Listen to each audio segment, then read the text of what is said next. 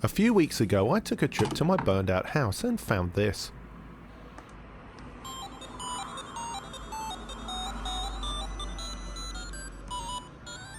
I can't tell you how much this pleases me.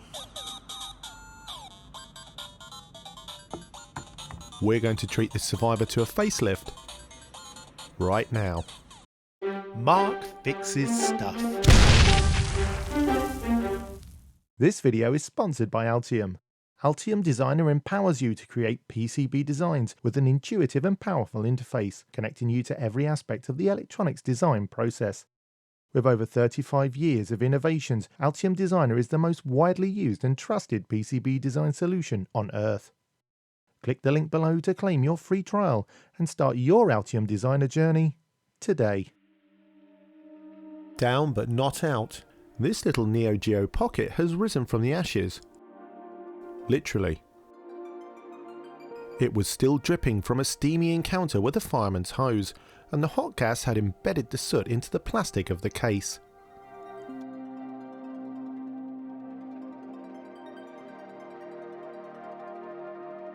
A mere wiping wasn't working, and the smelly soot stayed stubbornly stuck.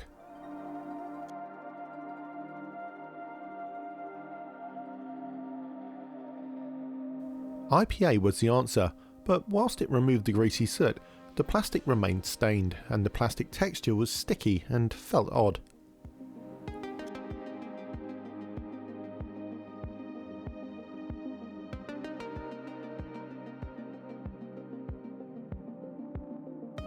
Time to give up on the cleaning. The case feels bad and it really smells. The coin cell cover is all knurled as well, so I think we should invest in a new shell, seeing as the console is actually working. Although the original screen looks really good under this light, it's not backlit, so here's something else that I found in the wreckage of my home.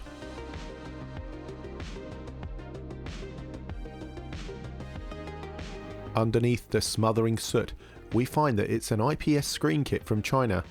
This was saved from the hot gases by its fairly over-engineered packaging.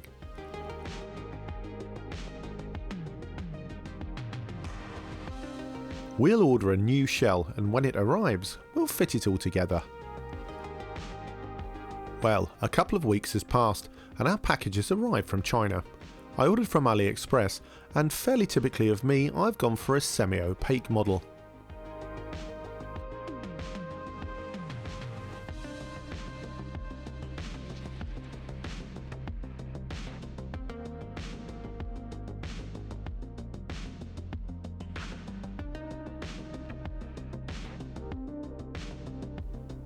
The shell is very high quality, and it's identical even down to the internal moulding marks.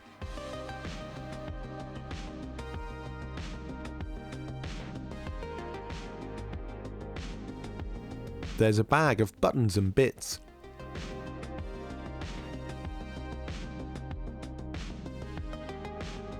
And a new glass screen cover thingy. What is that called? I'm really quite impressed with the plastics. They feel strong and sturdy, and the outside surface has a frosted texture, giving a nice feeling of grip.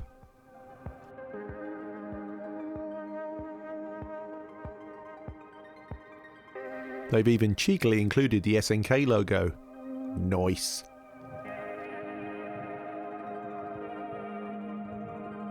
Let's have a look inside this bag.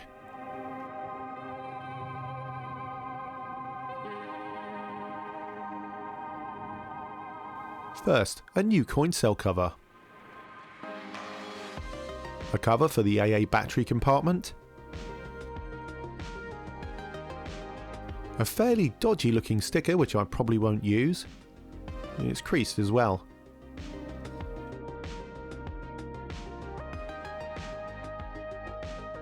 Another Roger Dodge fake sticker, this time with a serial number. Buttons and fresh rubbers. And finally case screws and some battery contacts. So we need to strip this down, and the first thing to do is to remove the batteries.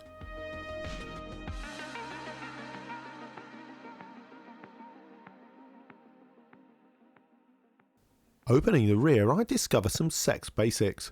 Luckily these haven't leaked because this can destroy the console.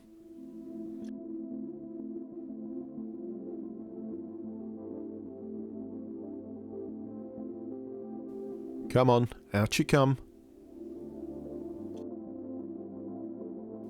Coin cell next, and again we're hoping for no alkaline leakage.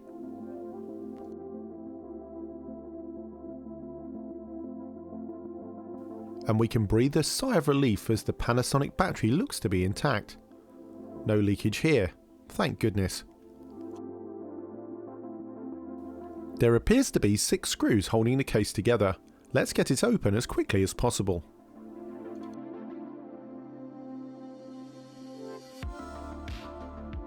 The second screw I tried to remove just won't come out. On closer inspection it's a Y-shaped security screw, which is a bit odd.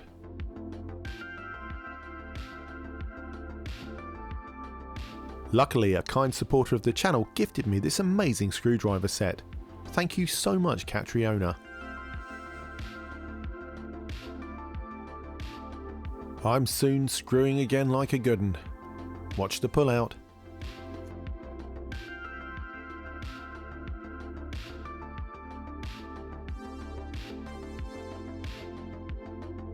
I don't have any experience with the Neo Geo Pocket Color, so I'm really looking forward to playing it.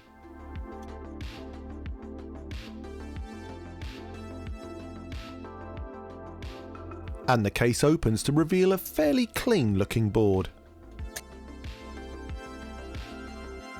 These unicorn horns show me that there are 3 screws holding down the main PCB.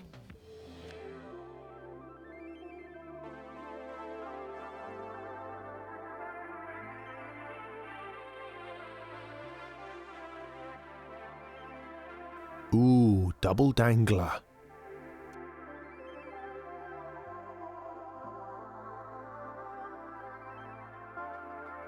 With the last screw out, it's time to flip it over and pull off its knob.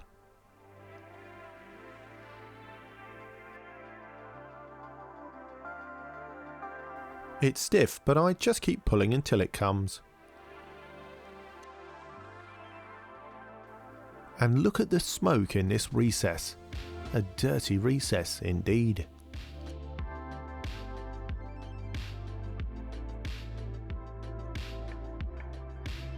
Lifting up the PCB, we see that a speaker is attached.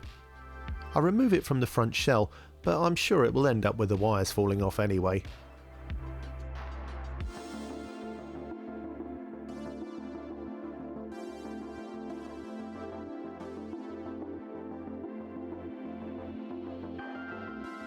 We don't need the original shell, screen or button, so we can place it to one side after we remove this ribbon cable.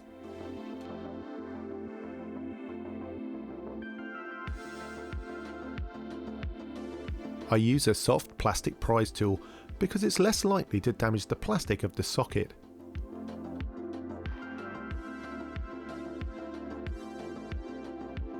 Incredibly, there's even soot inside the console on the main board.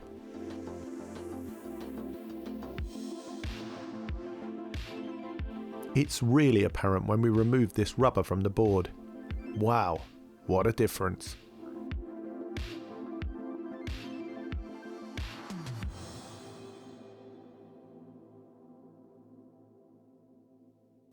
I suspect that these electrolytic capacitors are probably fine, so we'll leave them for now, but I do think we need to clean any smoke out of the joypad mechanism. Luckily, the whole thing is just clipped in, and it's not actually too bad inside anyway.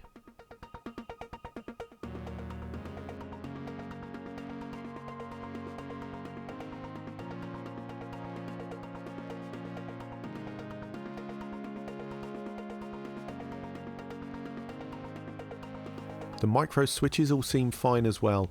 Robust feeling actions and clicky joyful noises.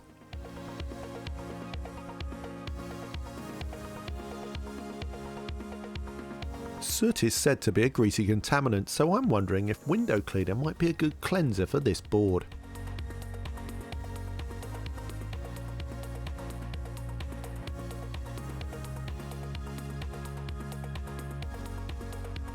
And the answer is no.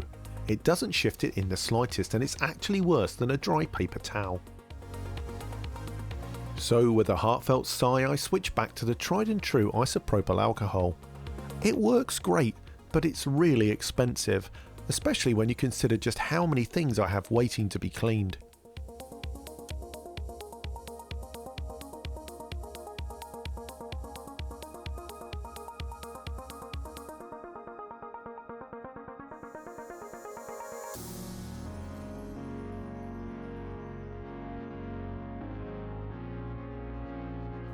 The PCB's looking a lot cleaner now, and the smoky smell is really reduced.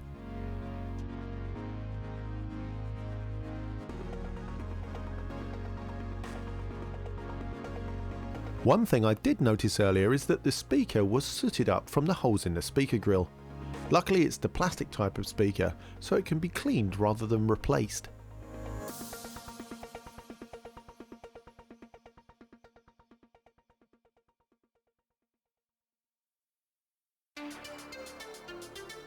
Better. We also cleaned up the joypad mechanism. It wasn't actually that dirty.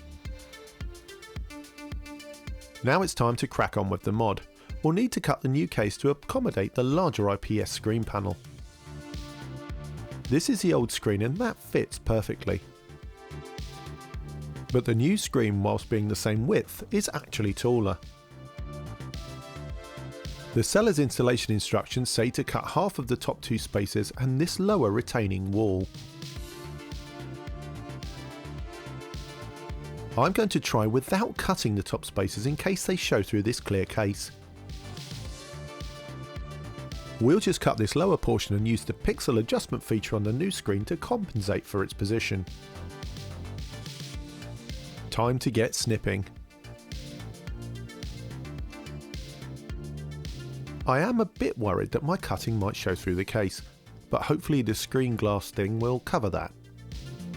I hope.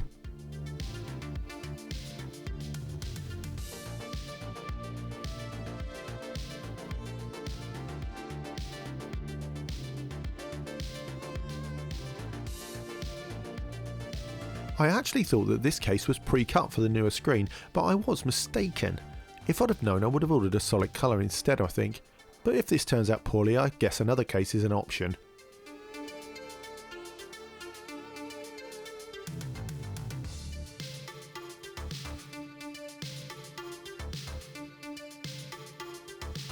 Maybe I should have used a scalpel. Any tips for next time?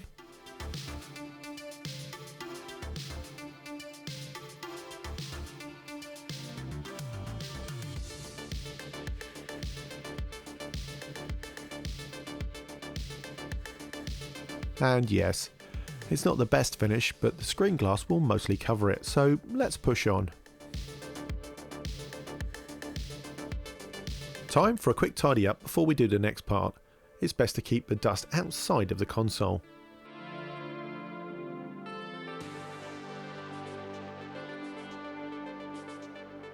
Next, to fit the new screen.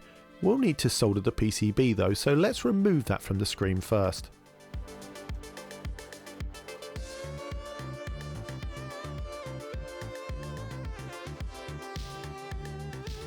A quick dry fit shows that everything's looking good.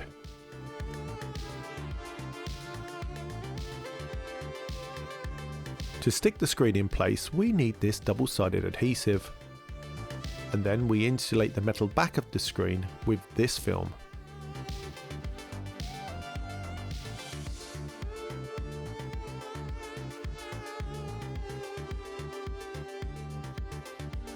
This is the stickiest, floppiest thing I've ever handled. It's also quite hard to penetrate, but in the end I find a way to get it open.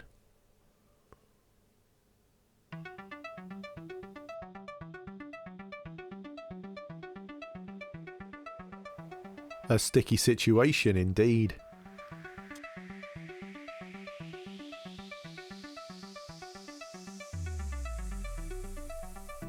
With our sticky bits stuck, it's time to pull off our protection.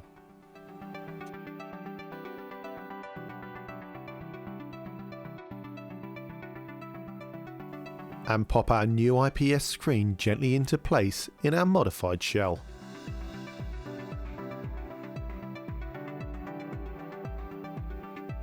It's not a great idea to leave the screen exposed, so I'll put the protective sheet back on whilst we work. It really helps to keep the dust down.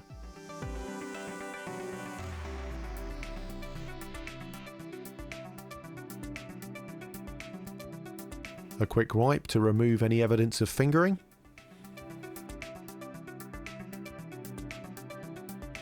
And we can use the film to insulate the back of the screen.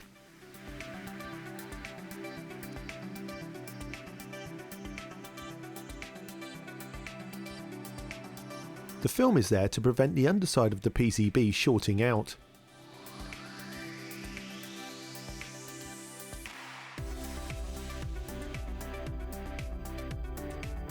Before we put the board back, we'll need to do some soldering. I also think that it's best to install the cable into this socket last, so we'll remove that. I like an easy flap. Let's remove the board again whilst we solder so that we don't damage the screen. The kit does come with 4 red wires, but I've dropped one. Instead we'll use this chunky one from my toolbox. First we'll tin the 4 pads we need to connect to on the main PCB. This makes life a lot easier when you're soldering.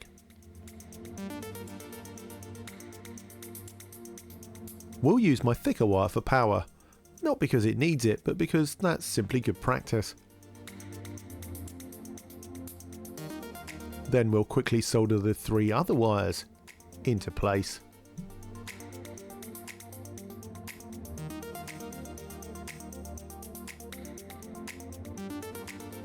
Nice solid connections that we insulate with some polyamide tape. By the way, these are capacitive touchpads. Crazy. Let's get this board in the console, connected up and secured in place with some more polyamide tape.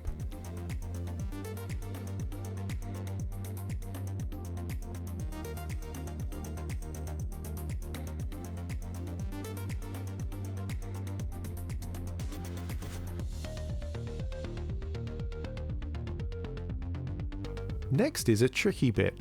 We need to stick these thin 4 pads to the inside of the shell.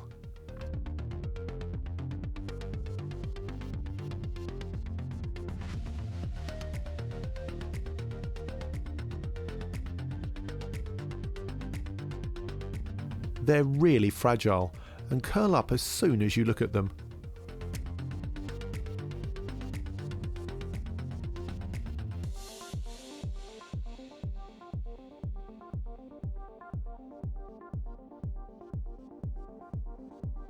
With the benefit of hindsight, it might have been easier to desolder them from the board, install them before the screen, and then solder the wires back on to the board. Maybe next time.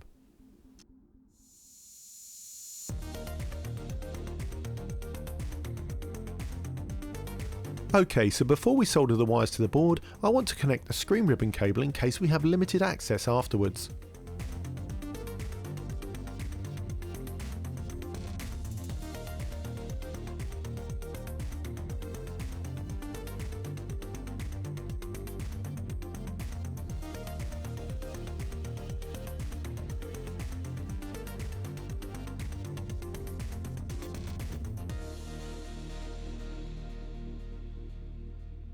Let's also get the joypad control mechanism back together and installed.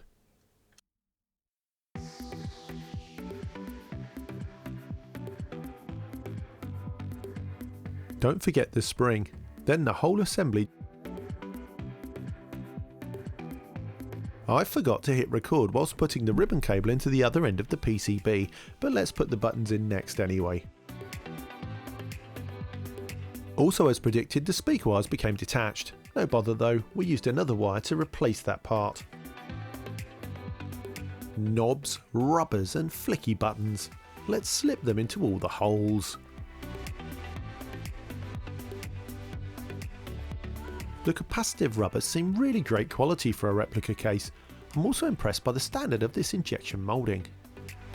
It's really good.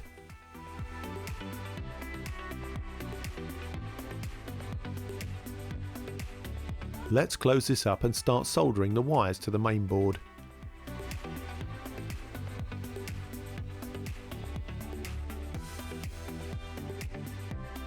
Actually, it's probably a good idea to just screw the board down first.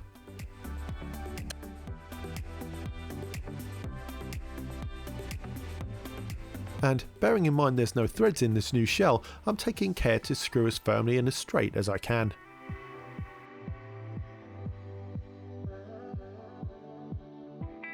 The last thing that I want to do at this stage is make a mess of the screw posts that can be seen from the front of the console. But I think we've got away with it. The buttons and controls have a really nice responsive feeling. Because it's a semi-opaque case, I want to route the wires as neatly as possible before we do the soldering. And that's the power wire in place on the battery point.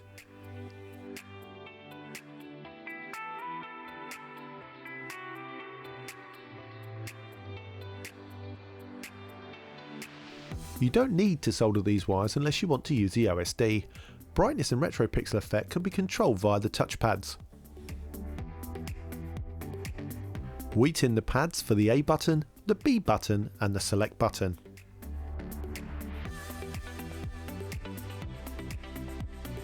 Then we solder the wires into place, stripping and tinning as we go.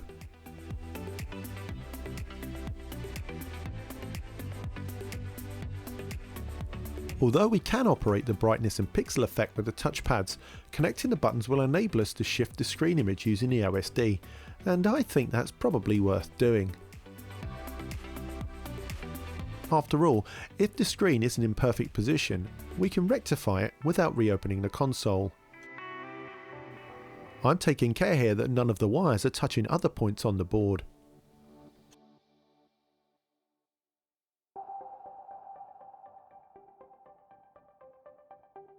The camera might be giving you that impression, but I promise you it's all A-OK.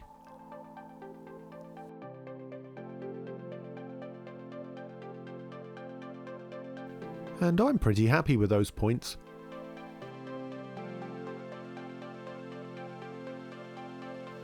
Right then, let's reconnect that naughty speaker.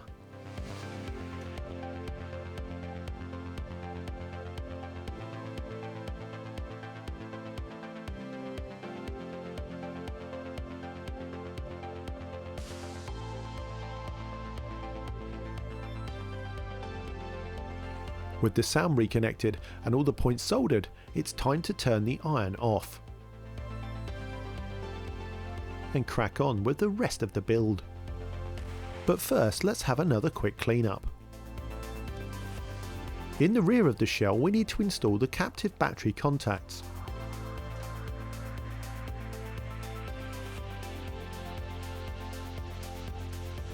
It just pushes down until the retaining clip snaps into place.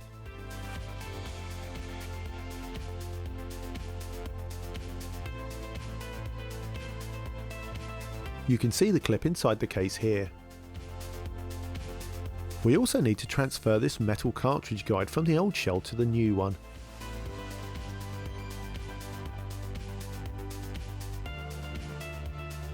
The cartridge guide is screwed into the new shell, again ensuring that the threads are cut slowly and precisely.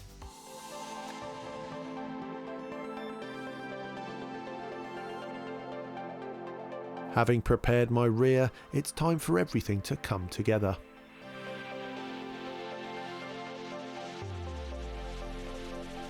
I'm ensuring that our battery contacts slip into the slot. And then carefully, we screw the case back together.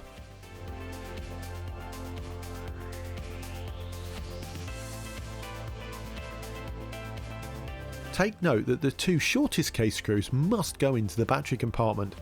If you use the long ones, then you'll damage the front of the case, which would be a shame at this point.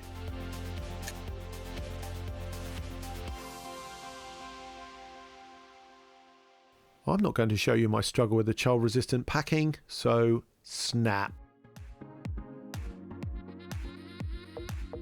Pop on the coin cell battery cover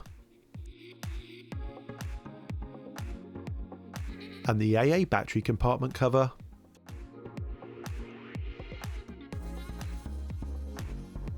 Push our knob into position.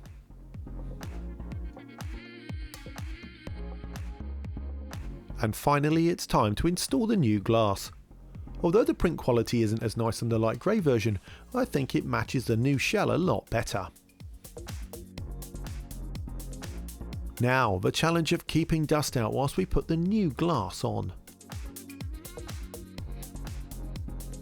Using the sticky side of the protector is a good way to pick up any dust that you might not be able to see.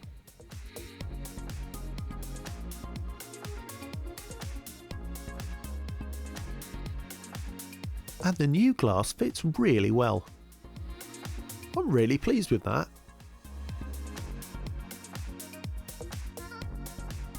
A gentle polish, and it's time to test.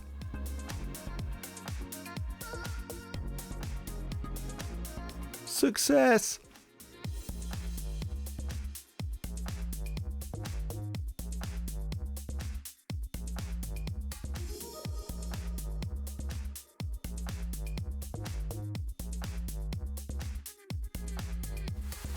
I don't actually know what the date is today, so I'll just say yes to this.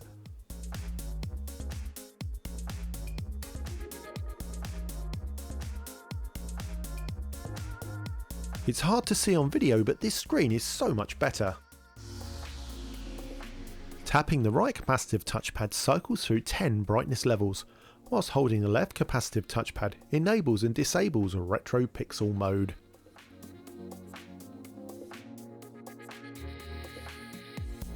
By pressing A, B and options simultaneously, we can enter the OSD. Here we can shift the image up, down, left and right to fine tune our install. We can also change the RGB balance, brightness, retro pixel mode and turn the battery indicator on and off.